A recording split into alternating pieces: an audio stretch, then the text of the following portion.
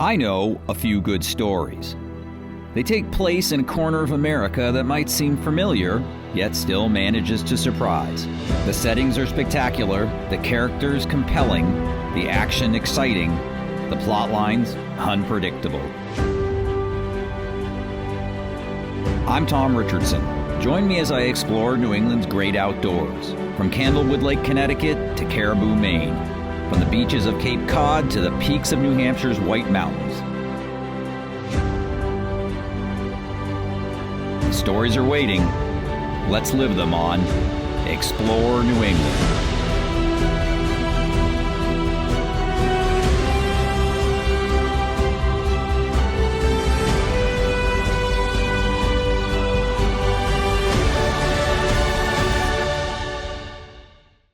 Explore New England is brought to you by your New England Ford dealers.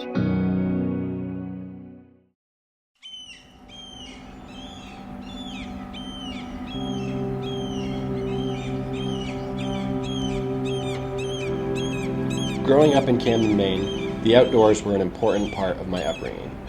From fishing the harbor at sunrise to exploring every inch of the woods that surrounded my hometown, to helping with the family blueberry business. Every trail, every tide, shaped me in ways I'm still grateful for. But more than anything, Camden taught me the importance of family, the anchor that's always held me steady.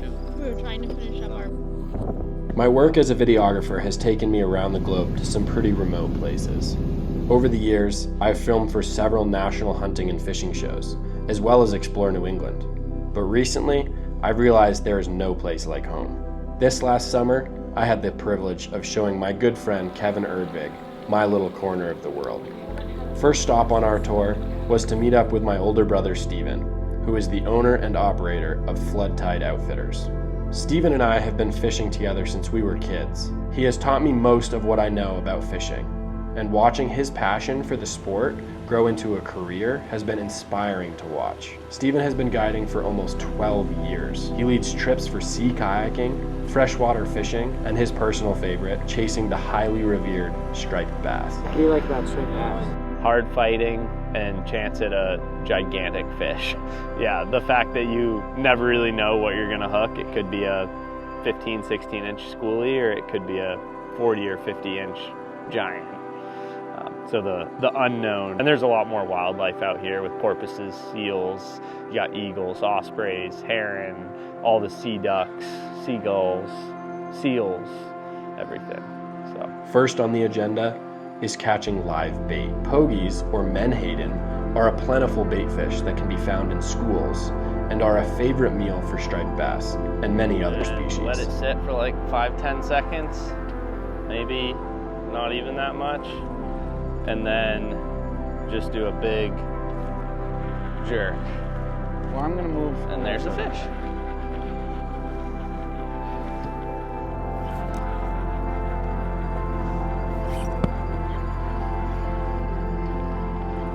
Okay.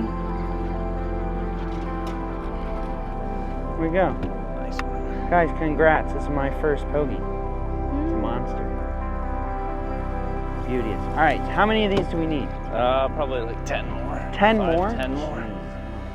Watch your head. Trouble you in the face. Oh!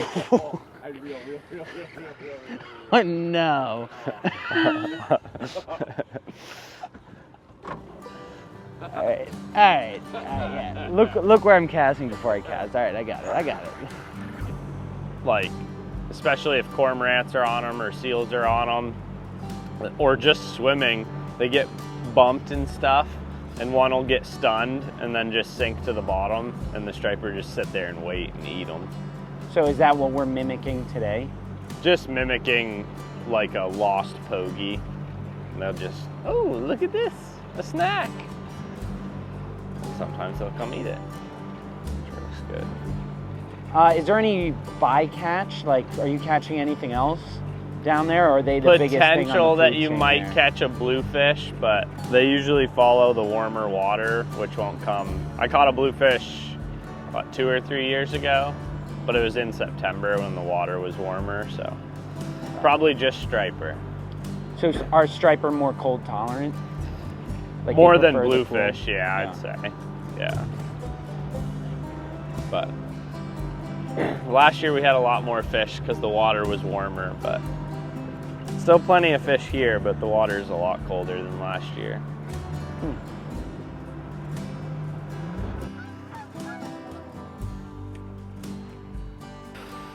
I use this live bait thing. Yeah. So use the upper hook, the Upper higher hook? up one. Yep, through the and then I'm nostril. putting it right through the nostril. Yep. Gosh. Nope, I just ripped his nostril. You can go up through his jaw then. Gosh. All right, I did it. There you go. So that pogee's pretty alive. Oh yeah. So They're it's swimming around and looking extremely distressed. resilient fish. If he starts going like, there's probably a striper chasing him. Or if all of a sudden he starts getting on top of the water and you see him like skittering across the top, you'll probably see like the back or tail of a striper come out next to it, and you'll start hearing like of a striper trying to suck it down in. Dude, we didn't catch striper here until a couple years ago. They just weren't here. Really? Is that just any reason why? I think the water used to be a lot colder and everything's starting to warm up more. Shkabloosh. So this isn't, is this a set the hook situation, or are they gonna swallow that They'll sucker? set the hook on themselves. Are they like circle hooks? Yeah. Yeah, we have to use circle hooks. I remember growing up here, probably right where we're sitting right here on this dock, catching mackerel with Dad and Zach, and then the fisherman's dock just across the mouth of the harbor here, catching mackerel and squid jigging off the docks here at night under the lights, and never used to be able to catch striper here, and that's just been something that the last few years the water's warmed up and more and more fish are coming up here, and which has been awesome. I just love sharing what I love with other people. Being able to put kids on their first fish, or really anyone on their first ever fish, or their personal best fish. And I just like, I absolutely love it. And I guess trying to find a way to make money doing what you love. And I know a lot of people told me when I was first saying I wanted to be a guide that I was gonna hate it really quick. If you loved something, don't try to make it work. And hasn't happened yet. I still absolutely love coming out here and fishing, and 90% of like, I've never caught a 40-inch striper, but I've guided a bunch of them to people catching them, and people always ask me like, oh, you probably catch hundreds of these a year. And I'm like, no, I usually only catch a few, but I put people on a lot of them, and I just love seeing other people's joy in the outdoors. So it makes me happy, and if I can make money doing it and fund my obsession with hunting and fishing, that's what it's all about for me. So did he spit it and then get it again? Probably. That's pretty freaking cool.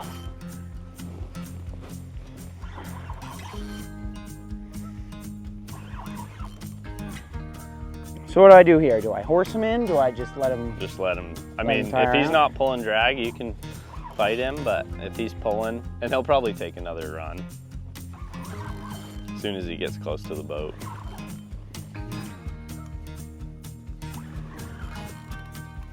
That's awesome, he came back for it. Yeah. So just like you said, I felt the pogey start freaking out, Yeah. and then just wham. Oh. Oh. Oh my gosh, that's the biggest fish I've ever caught. Jeez, Come on in, buddy. oh my gosh.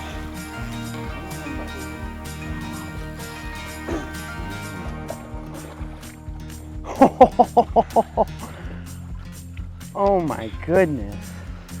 Take some pictures. Or you can let him go. But yeah, 30 inches, 31 inches, right around there. Should I release him? Yeah. Yeah, just as you just do a figure 8 with the Yeah. fish's mouth.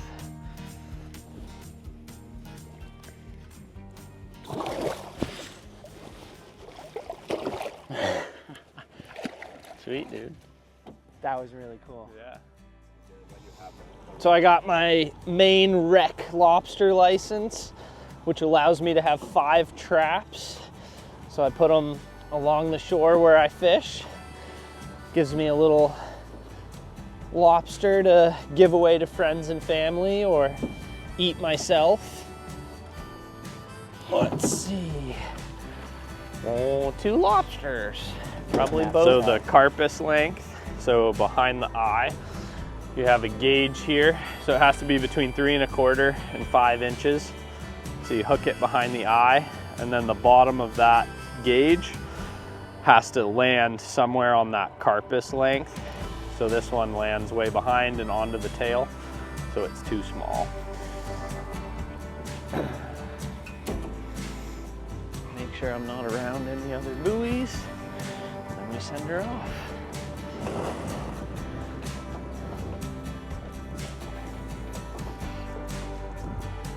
We'll be close, but he makes it. You can see he had a weird deformity on the tip of his claw. And then you can see the other one's way smaller. So he broke that off and he's regrowing it. Camden especially, which is just the next town up, super like touristy for where the mountains meet the sea.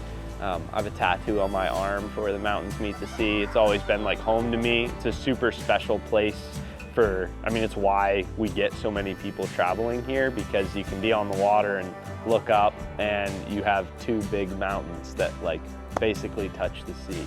And we have a little bit of everything here. We have the lakes like 10 or 15 minutes inland with phenomenal smallmouth and largemouth fishing. We have the Camden Snow Bowl, which is the tagline there is ski the sea. So you can be at the top of the mountain going ready to ski or snowboard down and you're looking out over the ocean. The ability to do so much locally makes it really special.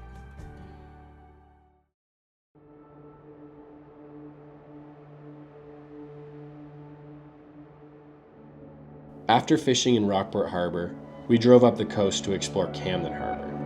We stopped along the way at Maine Sport Outfitters to rent sea kayaks.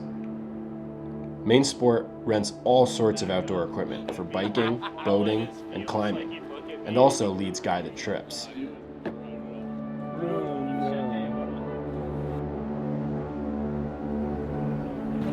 With numerous public launches and beaches, access to the harbor for boating is quite easy.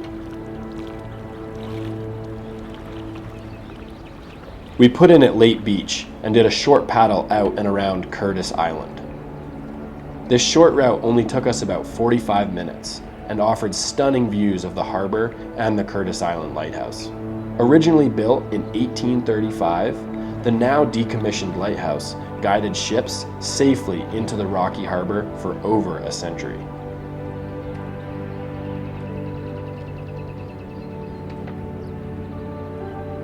I grew up paddling in this bay, and showing others the beauty of my hometown never gets old.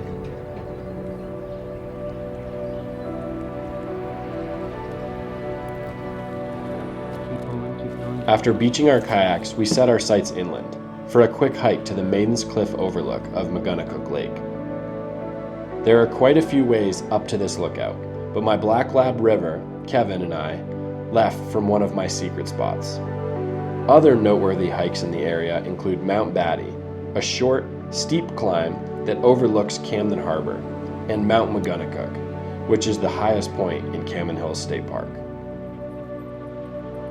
Before long, we had a gorgeous yet smoky view of the lake.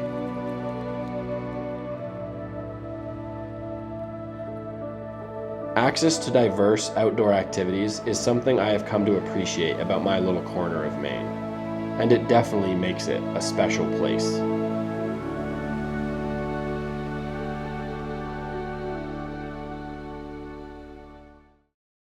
The coast of Maine is full of life, and often a bountiful harvest. We shifted our sights to the hills and caught up with my parents, Steve and Amy, at the family blueberry farm in Lincolnville, Maine. For as long as I can remember, wild blueberries have been a staple in our household. From the harvest to the packaging, they gave us a walkthrough of this fascinating and delicious way of life. Nickerson Farm has been in my family for 104 years. And Steve and I bought it back in 2017. From my grandmother, but my great-grandparents bought it in 1921. And it was all, pieces of it were already here, and the blueberries were here. When I was a kid, my grandfather was harvesting the blueberries, and then it wasn't managed for a number of years. And then when Steve and I purchased the property, we decided we were going to harvest the blueberries and bring the farm back to a working farm again. And so you started to see these fields just go by the wayside. This one had started to do the same. And so our approach is to find fields like that and manage them organically. And so managing organically is mowing the fields. We mow in two ways. We mow a buffer cut around the outside to keep trees and stuff from growing in, and then we use a flail mower to mow the main field as low to the ground as possible. I grew up 13 years old, first job, working for a blueberry tycoon. He was 89 years old when I first worked for him.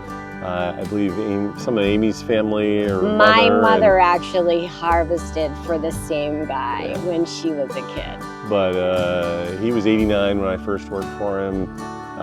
He knew the blueberry business forwards and backwards, and I was fortunate. I walked over to start blueberry raking the first day, and he said, you live near me, right? And I said, yes. And he goes, my normal guy that does all the other work, he didn't show up. Do you want to be that person? So I didn't have to do the bend over and rake all day. I got to winnow the berries, load the truck, unload the truck, rake occasionally, and it became a year-round job. And so I basically learned the blueberry business. And we were talking about we have a Emil Rivers machine. I worked on an Emil Rivers machine when I was 13, 14 years old. The first few years we were harvesting, it was raking. First year it was really just us and friends going into the fields and raking, and we had the old little teeny rakes. The next year we decided to hire some rakers. Pretty much every kid's first job was raking blueberries. Years ago. When my mom was a kid, that's what every kid did, is raked blueberries. That was their first job. Yeah, so I was looking for a harvester. There's a few different brands out there. Zane Emerson and his dad created the Maine Blueberry Equipment Company, and I can harvest typically on a good field. I can harvest in an hour and a half to 2 hours, what'll keep the people in the processing building busy for the rest of the day.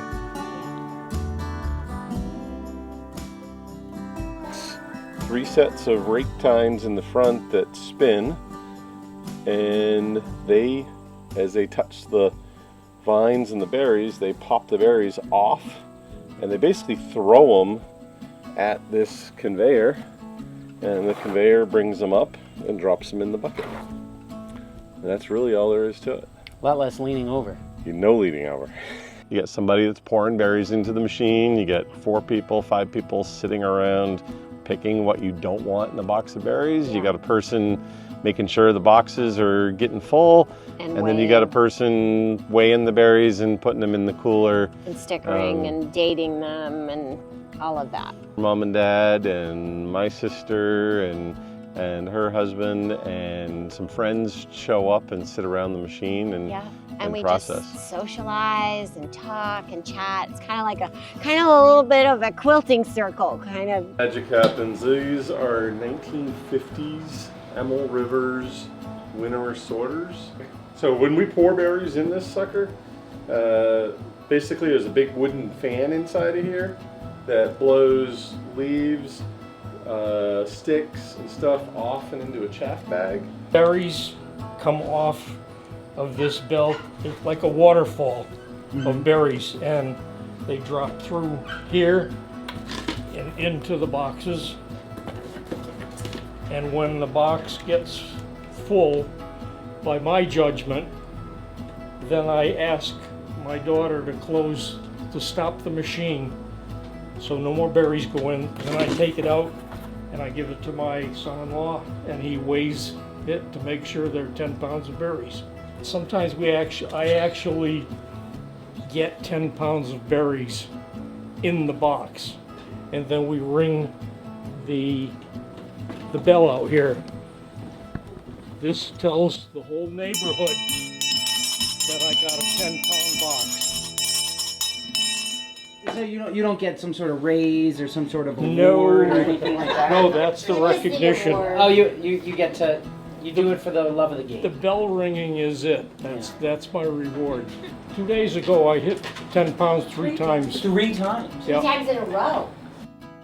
I live right now within 10 minutes of where I grew up.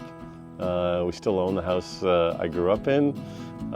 Mid-Coast Maine is just one of those special places. It's got an interesting mix of people. It does always change, no matter where you live, it changes, but we've got the ocean, we've got the hills, we've got farm country. The Camden, Rockport, Mid-Coast area's got quite a bit of cultural opportunities as well. But Lincolnville is special in its own right. It's very different than all the other outlying areas. You know, you're driving down the road and you're waving, and one day Stephen was in the car with him and he's like, "Do you know all those people?" No, they're just Lincolnvillians, and they wave because it's the polite thing to do. And so, yeah. And I spent all my summers here. I used to come probably once or twice a week when we were staying at my parents' camp in Liberty, and we would move, my mom and my brother and I would move here for the summer and stay, and we would go to Camden and Lincolnville to just visit my great-grandparents and help pick vegetables. And the kitchen table is a kitchen table that we, you know, shelled peas, and, you know, 4 generations of us would be sitting around the table. And so living here in the farm, I still have all those memories, and they're all here watching and smiling.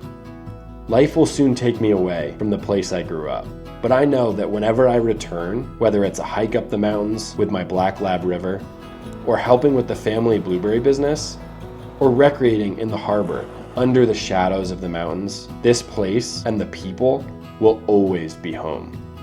Here, where the mountains meet the sea.